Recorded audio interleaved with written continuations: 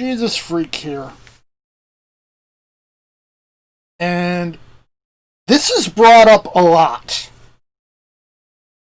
So I figured I should probably mention it in a video,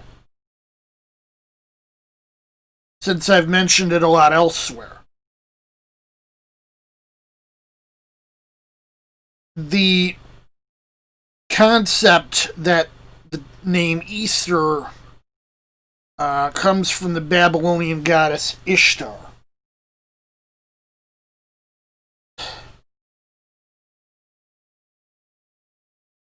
The short answer is it doesn't. The medium answer is languages just don't work that way. And the long answer is there's a lot of stuff that happens that's similar by pure coincidence.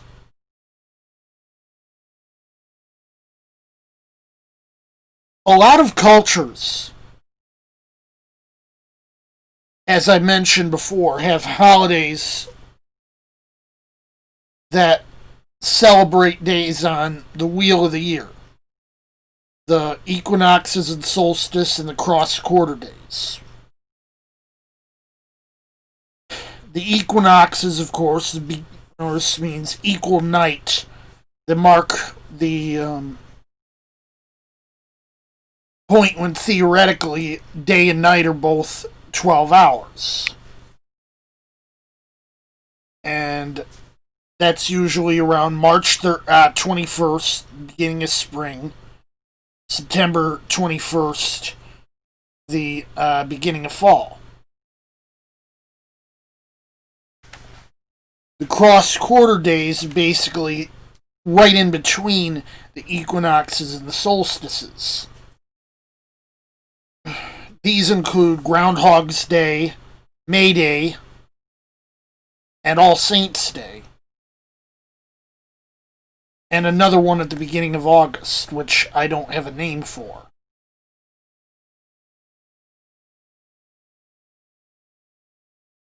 And that they fall on those days is not a coincidence.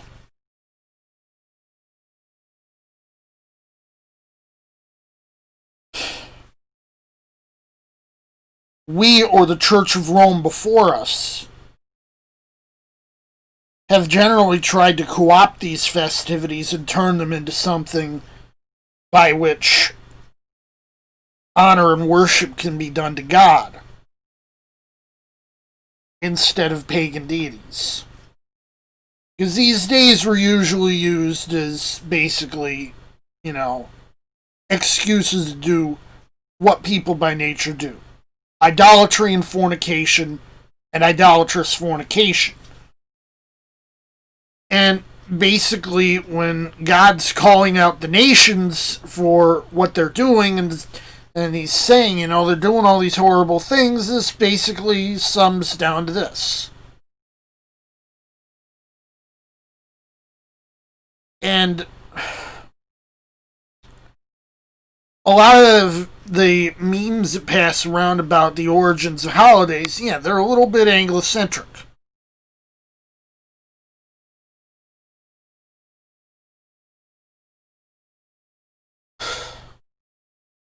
And it's probably natural in an English-speaking society, such as these memes originate from.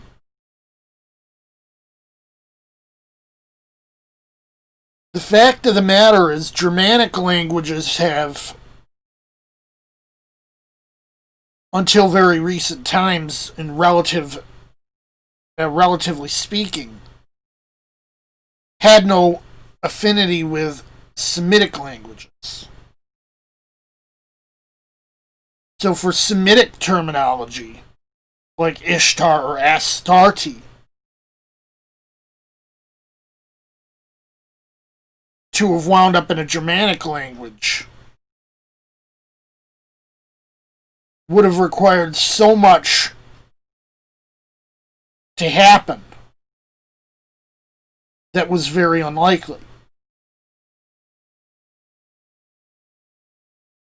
But something similar arose in English by coincidence. a goddess of the dawn whose name was Ishtar, a name which originated from the word east, the direction from which the sun rises.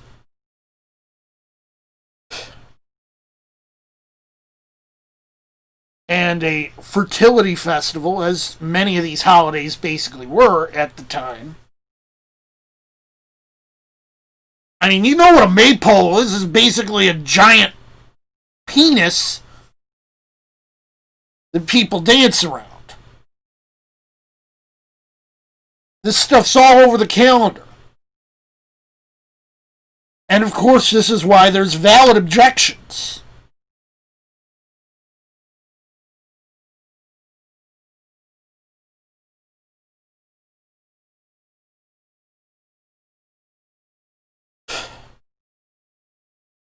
But like I said, the actual origin of the word Easter is actually the word East.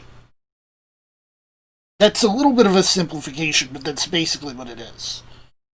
It's basically, a pre-English version of the word East.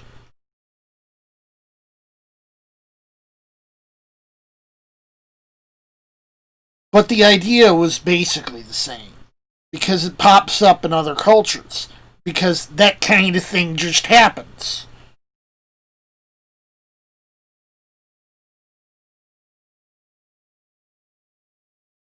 Just like a whole bunch of cultures coincidentally tend to have, some kind of a festival on this day or that day. December 21st or thereabouts is another common one. Because it's the shortest day of the year.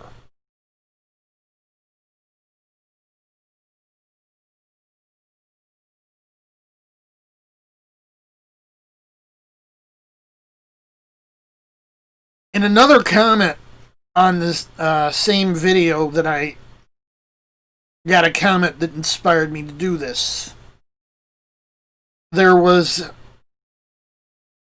I made a comment that hymns and songs and poems, folklore, the oral tradition,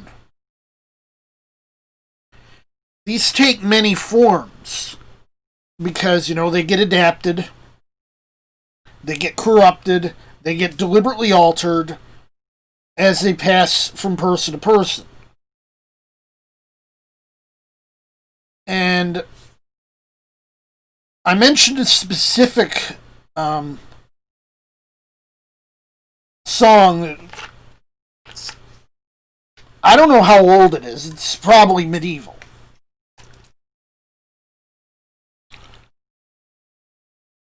But I believe there was an English translation in verse done sometime around 1928, and it was called Spring Has Now Unwrapped the Flowers. This translation was, of course, done from a Christianized version in Piae Cantiones. But another version of the same song appears in the Carmina Burana and is an ode to Venus.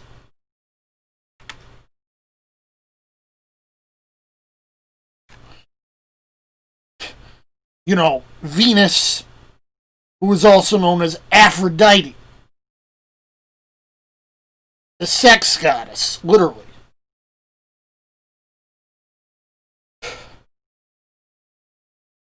So that got cleaned up and turned into something that could be used, to give honor and glory to God.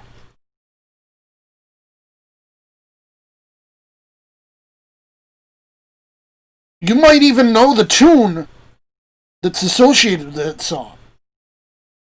It's the same tune that we use today with Good King Wenceslas.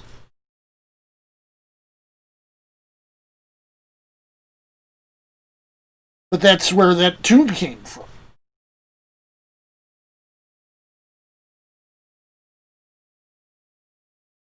I believe the Carmina Burana came from Germany, and Piae Cantiones came from Finland, although these are both Latin works. Because Latin was the lingua franca of the Middle Ages, just like English is now.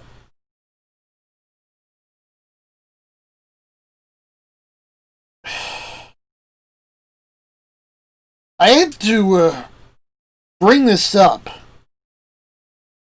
because it kind of dovetails with what I said before.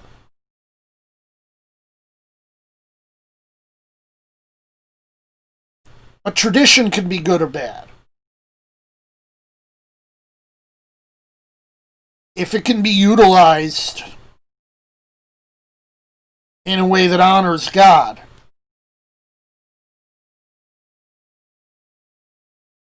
it's a good thing.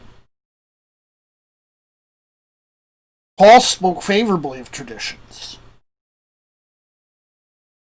Jesus spoke unfavorably of traditions because they were used to subvert and pervert the will of God.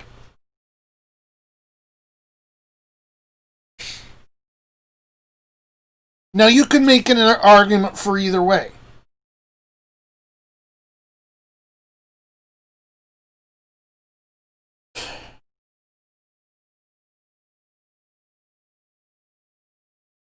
In this particular example, I'm using Easter.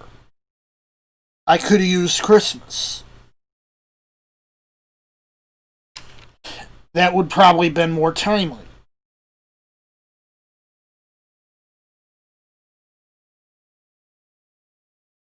You can take it for what it is, a holiday with pagan roots. And say, it's pagan, it's a bad thing. Or you could say, we've mutilated so much and turned it into something that's no longer pagan, and it's okay now.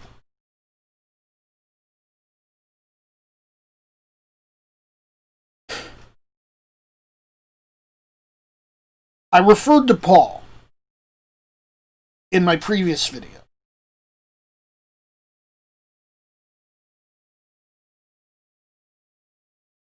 I think his general opinion would have been the same as mine.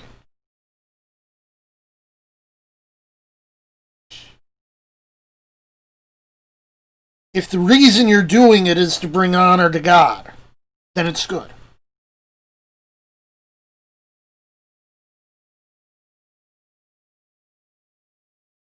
If you're doing it just to do it, it's neutral. If you're doing it for the pagan reasons or whatever, then it's bad.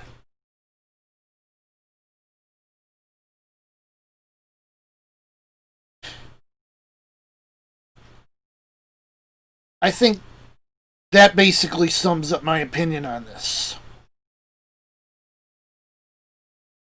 As succinctly as, well, I can.